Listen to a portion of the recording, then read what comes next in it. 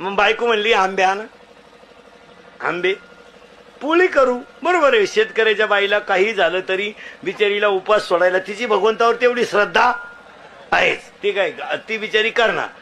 हे आंबे घेऊन आलं, पण पिऊन आलं. 2-4 जोडीदार घेऊन आलं आणि बायकोनं पुरणपोळीचा स्वयंपाक केला. आणि बेवडी जेवायला बसलो.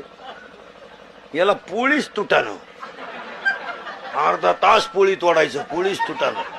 तो उठला आणि खाटकन बायकोच्या तोंडात ठेवून दिली. म्हणला it is a question of my credit and impression. अर्धा तास झाला पोळी तोडतोय. तो बापानं अशा कडक पोळ्या शिकवल्या होत्या, पण त्याला हे माहित नव्हतं त्याची टोपी रसात पडेल होती.